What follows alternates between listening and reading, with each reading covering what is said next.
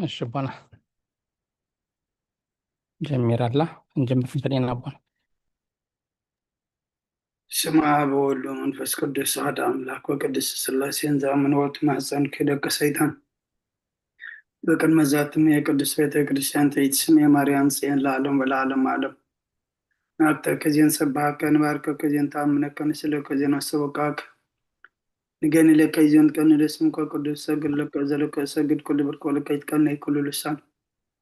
አንተ ውእቱ አምላክ አማልክት ወእግዚአብሔር ንጉሠ ነገሥት አምላክ አንተ ለኩሉ ዘእስካለ ኩላ ዘነፍስ ጽዋ ከነነበከ መሐረነ ቅዱስ ወልድ ከንዘ ይብላ አንተ ምሰሰበት ጸልይ ከመዝበሉ ቅዱስ ቅዱስ ቅዱስ እግዚአብሔር አምላክና ዝነበርካ ዘለኻ ሁሉ ሕሊፍካ ድማ ንዘለዓለም ዓለም ትነብር ካብ ምስራቅ ክሳብ ምዕራብ ካብ ሰሜን ክሳብ ደቡብ ስምካ ንዘለዓለም ዓለም ተመስገነ ይሁን። ስለ አምላክነትካ ስለ ፈጣሪነትካ ስለ ጎይትነትካ ቅዱስ እግዚአብሔር አምላክና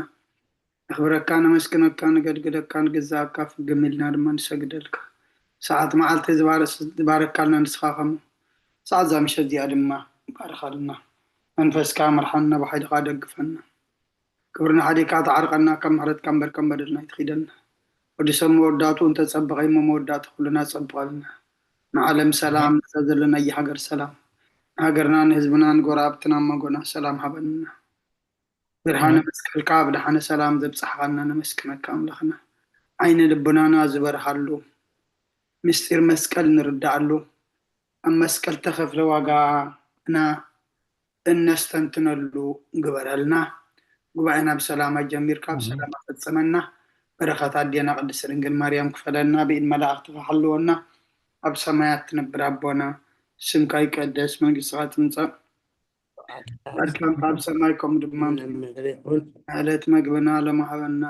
እናን ዝበደሉና በደሎም ከም ዝሓደግናሎም በደልና ንኣውሳና እንደገና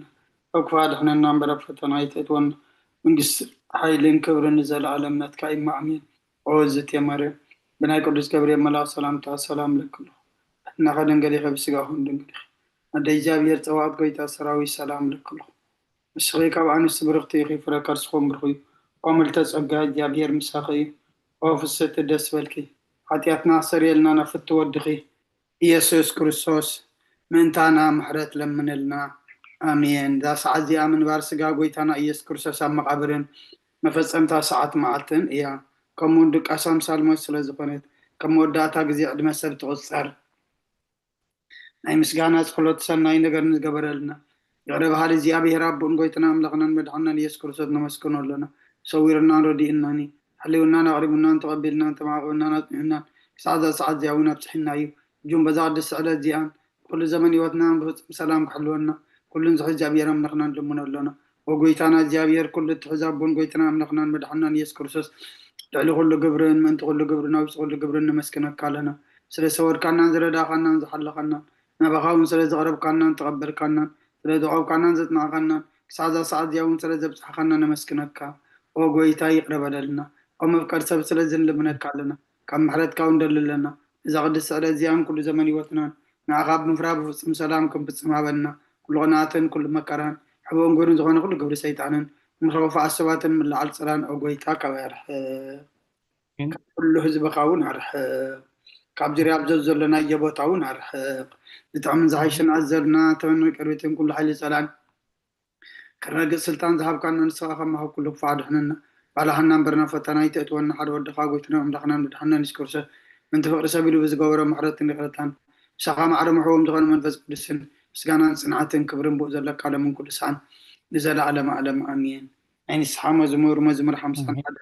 ኣምላክ ከምሳለኻ መሓረኒ ከምቲ ዓብይ ራኸ ኣበሳይ ደምስስ ካብ ኣበሳይ ፀቢቅ ሓፀበኒ ካብ ሓጢኣተይ እውን ኣፅርየኒ ኣነ ኣበሳይ ይፈልጥ ኣለኹ እሞ ሓጢኣተይ ኩሉ ግዜ ብቅድመ እዩ ብዘረባኻ ፃድቕ ፍርድኻ ንፅዋንካ ትርከብ ሰኣነ ንኣኻ ጥራይ በደልኩ ኣብ ቅድሚኻ ከይገበርኩ ንሆ ብኣበሳ ተወለድኩ ናይ ከዓ ብሓጢኣት ተነሰተኒ ንሆነ ሓቃዊ ውሽጢኻ ትደልዮ ኣብ ሕቡእ እንቶም መሃረኒ ምንቲ ክፀርሱ ስምዕ ዛፅርየኒ ካብ በረድ ክፅዕዱ ክፀበኒ ዝቐጥቀጥካ የናፅንቲ ሕጎሳ ኣስማታን ሓጎስና ስማዓኒ ገፅካ ብሓጢኣተይ ከብሎን ብዘላ ኣበሳይ እውን ደምስሶ ወኣምላኽ ፅሩይ ልቢ ፍጠረለይ ፅኑ መንፈስካ ውሽጢ ሓድስ ካብ ገፅካ ይደርብየኒ ሓጎስ ምድሓንካ ምለሰለይ ፍቓደኛ መንፈስ እውን ደግፈኒ መገድኻን መፍረሲ ክምሮም እየ ሓጥኣን ናባኻ ክምለሱ እዮም ወኣምላኽ ኣምላኽ ምድሓነይ ካብ ዕዳድማ እናግፈኒ لساني صدق حالك كتب له يا قويتها في مسكانا خنقر سخنا فريكفت مسوات بها بلكاني انت زي كونس مغرب كل كان مسوات مرارايت وغوني خم مسوات املاخ سور منفسي واملاخ مسورن كنت بايت نغوني خا نصيم صقها سناي غورلا مكاتيات يرسالون دق شموسات صدق بزحر مسواتي بملو مسوات بها كبرك عيشو عم سوي خا راح فقرب الكايم هللويا صلاه غزير قاسن كرسن غسين املاخين مسكانا قربلو حتياتك حد قال لك المنو آمين. أبونا بملاك السلام مزمور داويت مبل 230 كتصلي لنا. أدينا إلسابيت مزمور داويت مبل 230 حدن. عفتنا لولا مزمور داويت مبل 230 كلتن. ماما بري مزمور داويت مبل 230 سلستن. أنا مزمور داويت مبل 234 كتصليه. حفتنا فرويني مزمور داويت مبل 230 شوعتن. حفتنا أللتا مزمور داويت مبل 230 شمونتن.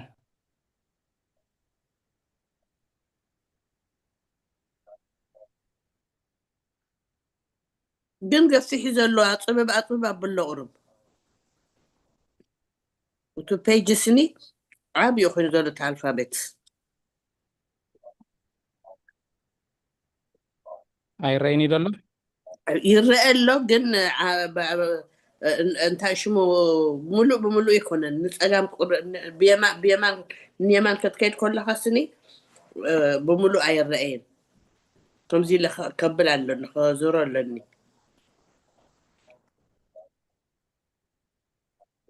ሕጅኸ ሕጂ ግርም መስለኒ እዋይ ምስጋና ሕጂ እውን ይክስታ እዩ ግን ድሓነይ እንዳዞርኩ ይሰርሖ ማለት እዩ እምበር ሕጂ ኣዴና ኤልሳቤጥ ንበይኒ ኣብ ሞባይል ክንከይ ትኸው ኖ ሞባይል ኣይኮነን ኣይፓድ እዩ ዘለኒ ኩሉ ግዜ ብኡ እየ ዝጥቀም ኦኬ ድሓን ካልኦት ኮምን ድሕሪ ይረኣየኩም ሃሊ ይቕሬታ ምልክት ግበርለይ ወላ ብድምፂ እሺ ኣቦና ኣቤ መልኣከ ሰላም መዝሙር ዳዊት መበል 141 ኣቦና ኣቤ ሜርጌታ መዝሙር ዳዊት መበል 142 ሓፍትና ሉላ መዝሙር ዳዊት መበል 146 ማማ ብረይ መዝሙር ዳዊት መበል 147 ሓፍትና ፍሮይኒ መዝሙር ዳዊት መበል 148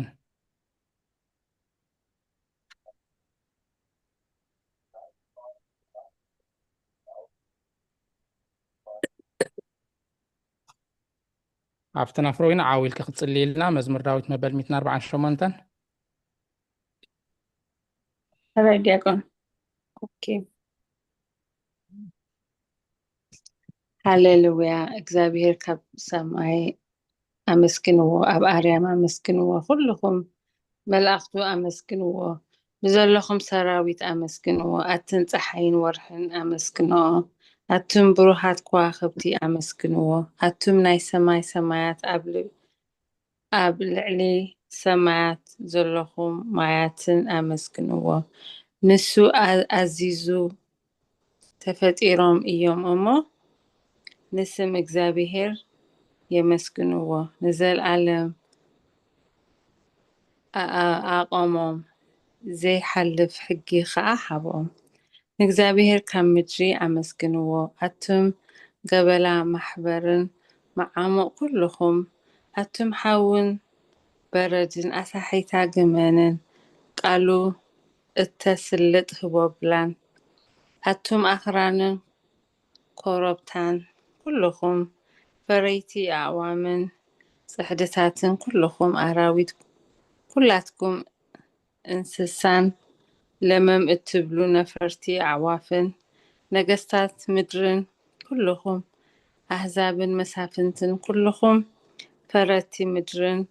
ኣግባዝን ጎራዝትን ዓበይቲ ምስ ንኣሽቱ ስሙ በይኑ ልዑል እዩ ግርምኡ ኣብ ልዕሊ ሰማይን ምድርን እዩ እሞ ንስም እግዚአብሔር ይመስግንዎ ንህዝቡ ቀርኒ ኣልዓለ ስለዚ ኩሎም ቅዱሳኑ ደቂ እስራኤል እቲ ዝቐርቦ ህዝቢ ይመስግኖ ኣሎ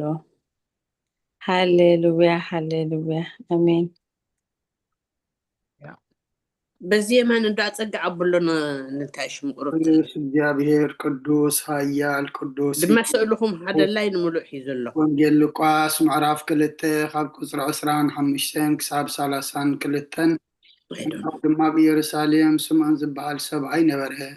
እዚ ሰብኣይ እዚ ጻድቕ ንኣምላኽ ዝፈርሕ ዝጽንዐ ሰኣሉን ዝጽበ ነበረ።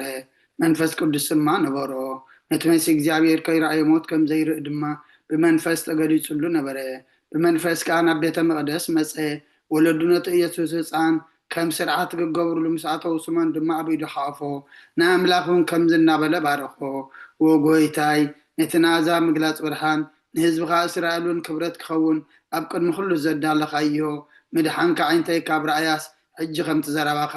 ብሰላም ተፋንዎ ኢኻ በለ። ምስጋና ንእግዚኣብሔር ኣምላኽ ይኹን ኣሜን። ኦ ክርስቶስ ኣምላኽና ብሴራ ኣቦኻን መንፈስ ቅዱስን ለምን ኩሉ ሰዓን ንሰግደልካ ኣሎና ኣሜን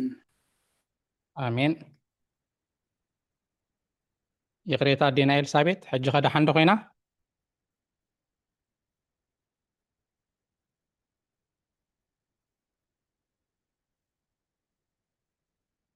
እሺ ሓውና መምህር ተኽሉ እንሆ ኣብ ቅድሚ እቲ ቁኑዕ ፈራዲ ክቀውም ተዳልየ ኣለኹ። ክፍልታት ጸሎት እንሆ ኣብቲ ቅድሚ እቲ ቁኑዕ ፈራዲ ክቀውም ተዳልየ ኣለኹ። እቲ ኣብ መገጋይ ዝሓለፈ ዕድመይ ንኹነኔን ንፍርድን ብቑዕ ስለ ዝኾነ ብብዝሒ ሓጢኣተይ ርዕድን ኣንቀጥቅጥን ኣለኹ። ግን ከነፍሰ ገና ኣብ መሬት ነብሪ ካብ ሓለኺ ዝተነስሒ ምክንያቱ መሬት ኣብ መቃብር ኣይውድሶን እዩ። ኣብ ሞት ከዓ ዝዝክሮ የልቦን ኣብ ገሃነም እውን ዘመስግኖ የልቦን እሞ ካብ ደቃስተይ ኪትኪ ተንስኢከ ናብ መድሕንኪ ብንሳሓ ኦ ኣምላኸ መሓረንን ኣድሕነንን እንዳበልክ ተማህፀኒ። ስብሃት ለኣብ ወወልድ ወመንፈስ ቅዱስ ኣሜን። ስምዓኒ እንዶ እቲ ክስታይ እኮ እቲ ልዓልፋ እቱ ክስታይ ልክዕ መፅኡ ኣሎ ግን ሓደ ላይን ዓፂዎ ኣሎ ንላዕሊ እንዳኸድኩ ከንብብ ኣለኒ እንዳበልኩ ናትካ ስእልን ናይ ቤተ ናይ መድሃኒ ዓለም ስእልን ሲ ምልእታ ላይን ሒዛታ ኣላ ክቕፅል ከይትኽእልና ምክንያቱ ወላ ሞባይለይ ቸክ ክገብሮ ኣለኹ ወላ ሓንቲ ፀገም የብላን ካልእ ከዓ ከምዚ ኮይኑ እናድበለኒ ከዓ የለን። ስለዚ ምናልባሽ ካባኸን ከይከውን ኣዴና ኣብዚ ወላ ሓንቲ ፀገም ከዓ ይርኢ ኣለኹን ወላ ሓንቲ ክገብራ ሕጂ ትንክፍ ኣቢለ ኸይዳ ፅፎ ኣሎ ፅፎ ዝርአ ደሎ በይሉ ትእረጉ በሉ ኣሪግና ኢና ድሓኒ ኣዴና መሳራ መዋዕል ሰብ ዘይውዳእ ዕርየያ ኣነ ዶ ክቕፅል ይበክን እየ ፅንሐነ መምህር ሳራ መዋዕል ሰብ ዘይውዳእ ብድሕሪኡ ኣዴና ኤልሳቤጥ ከተንብባልና ይኽእል።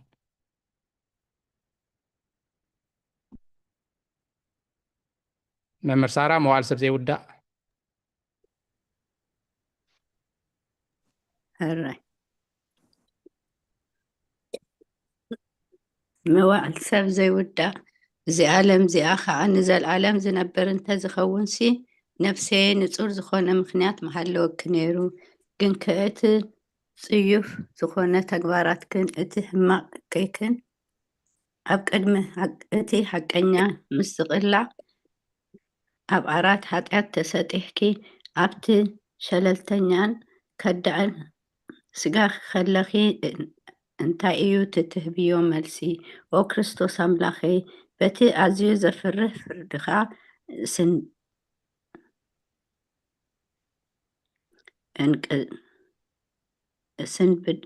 سن بديا نتزل على ما يفردخا انبركخ بتي ملكوتاوي نتبراقاوي برحان كان قد علخو انا هسوم دنوس او عراتي دقيسي زلخو ኣብ ሂወተይ እውን ዘይግዱስ ዝኾንኩ ናይቲ ተቐባል ቀረፅ ኣብነት ብምውሳድ ኣፍ ልበይ እናወቃቕኩ ኦ ኣምላኽ ኣነ ገበነኛ እሞ ይቕረበለለ መፅሓፍ ቅዱስ እየ ዘለኹም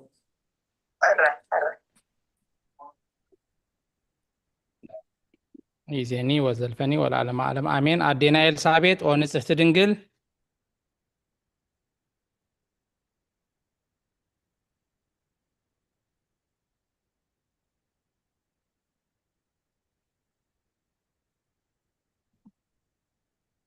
ኣዴና ኤልሳቤጥ ኦ ንጽሕቲ ድንግል ክትጽልያልና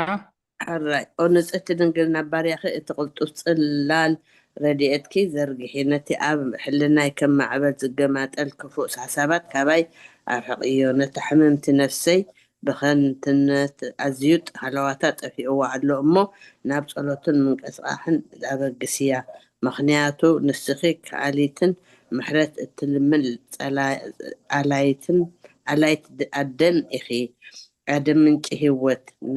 ንጉሰይን ኣምላኸይን ጎይታይ ኢየሱስ ክርስቶስ ተስፋይ ኢኺ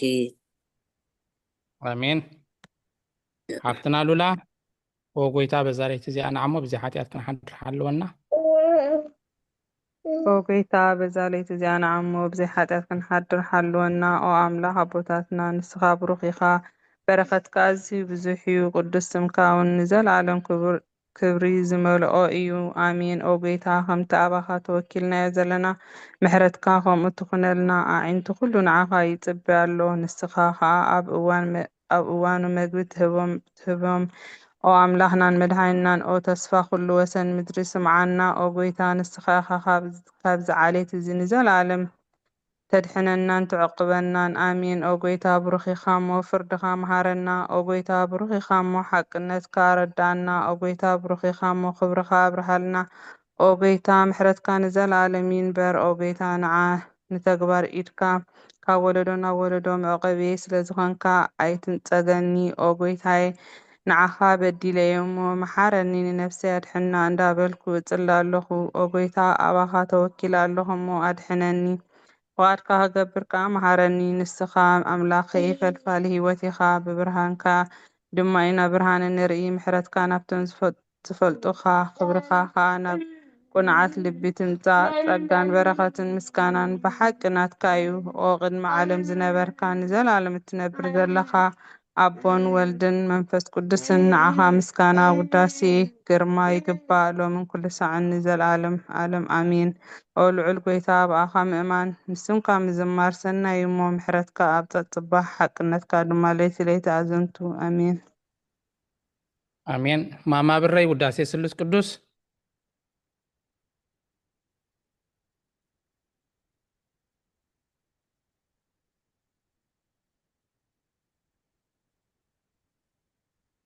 ዲያቆን ወደይ نيسك أب حلف كتب لنا إخا شجر يلا دحن هو أما هو قعدت على تبتحنا مش تمتينا حوسك لكم يلما صراحة ده له حوسك بلي ودعه هلا دايما أنا بحكي وجالس يسلس قدوس تليفون رأيلي هو نافي كم نايت قولت الله سئلة أبيد أكلك لعل حفتنا فرويني وجالس يسلس قدوس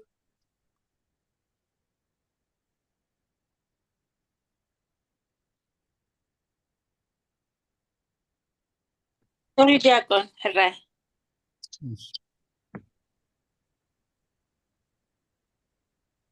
ቅዱስ እግዚአብሔር ቅዱስ ኃያል ቅዱስ ሕያው ዘይመውት ካብ ቅድስቲ ድንግል ማርያም ዝተወልደ መሐረና ቅዱስ እግዚአብሔር ቅዱስ ኃያል ቅዱስ ሕያው ዘይመውት